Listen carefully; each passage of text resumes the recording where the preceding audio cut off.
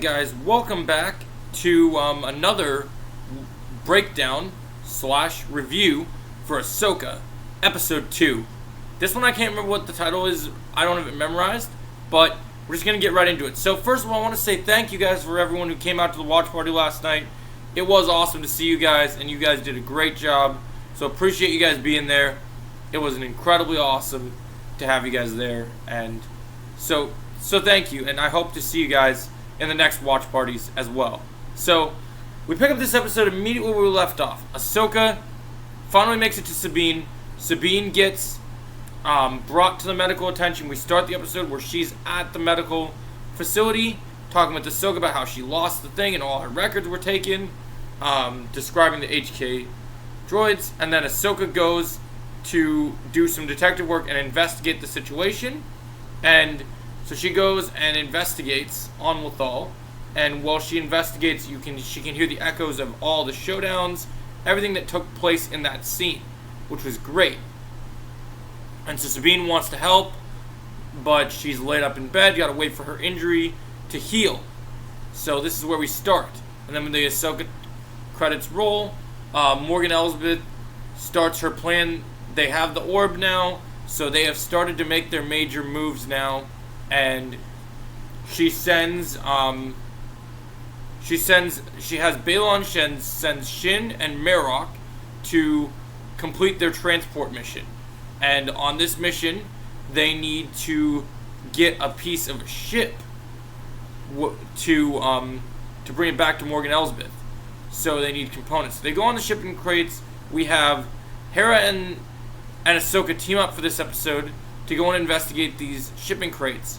And by the time that we go, I don't remember which planet we're on at this point, but by the time we go to the shipping crate planet, basically what happens here, it might be on Corellia, I think. Yeah, I think it is Corellia. Okay, so we're on Corellia, and we're here, and we're talking about just one guy talking about how everyone here is former Imperials, and that everyone is loyal to a paycheck. And then we end up taking out these Imperial officers, former officers, as Hera uses her awesome gun, and Ahsoka uses her lightsabers. She busts through the window and sees that there's trouble afoot, and there is some HK droids outside, along with Merrick.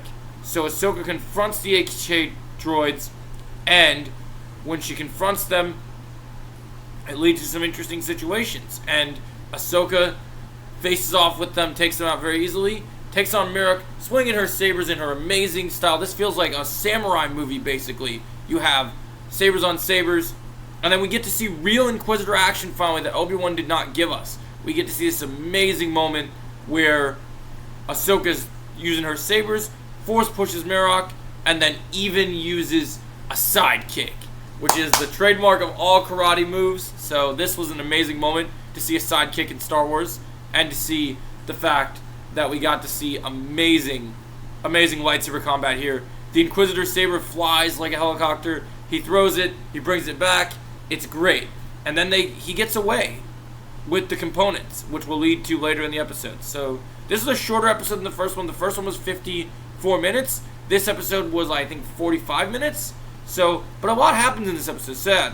The bad guys get away, but that not before Chopper and Hera can place a tracker on the ship, which was amazing. And this was so cool to have Chopper back. Chopper and his attitude, yelling at Hera, making sure he had his stuff. I love how they're doing Hera in this show so far. Hera's great. Sabine's great. So then Sabine recovers, and she goes back to her stuff, and she starts kind of thinking what her place is, and she wants to find Ezra. And so she goes. We get to see a nice little Easter egg where she goes and looks at the mural of what's going on. I mean, at the mural, she sees the picture of Ezra, Kanan, Hera, Sabine, and Zeb. And she cuts her hair, and she takes the lightsaber with her with the modifications after talking with David Tennant, the droid, about her lightsaber and the modification that it's hers now. So she realizes her destiny. She's ready. She tells Ahsoka she's ready. So Sabine and kind of Ahsoka have been through a rough patch through this episode, and now they're starting to rekindle everything. She says, "I'm ready." Ahsoka goes and meets her and says, I'm ready, it's time to go away. She pets her loft cat and said, I gotta go. And then they go and get ready on an adventure. Lord of the Rings vibes here. Everyone's off on a journey, off on an adventure, loving what we're seeing Lord of the Rings and Star Wars combining together. We find out that Morgan Elsbeth's plan, well, actually, before she goes out on her mission earlier, Shin asks Balon what the plan is when we get Thrawn, and Balon says, power, like you've never dreamed. And so this was such a great quote by Balon. I love Balon. I'm going to do a whole video about Balon and Shin as well. Like, I'm going to break them down tomorrow for you guys, because honestly, they're such cool characters. You guys deserve to know my thoughts on them in full depth. I think I'll do, let me know in the comments below if you guys want me to do separate character breakdowns for this show. Do you guys want me to do every week character arcs, what's going on with each characters?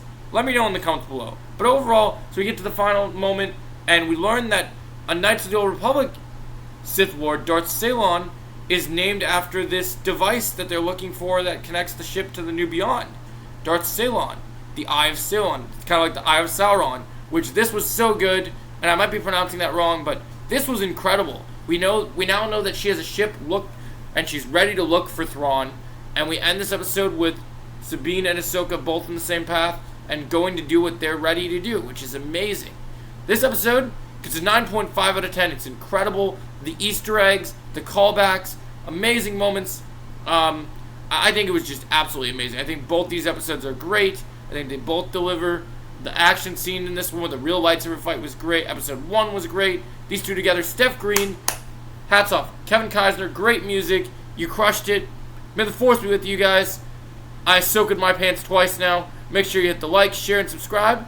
And I'll catch you guys in the next video. Let me know what you would like me to elaborate on a previous video. Do you want a breakdown for Sabine? Do you want to know what I know about these characters before they were in the show? Should I do breakdowns for Sabine, Hera, so you can know Chopper even? Let me know if you want me to do character breakdowns as well as reviews. I want to hear your thoughts, guys. And as always, I'll catch you in the next video. May the Force be with you.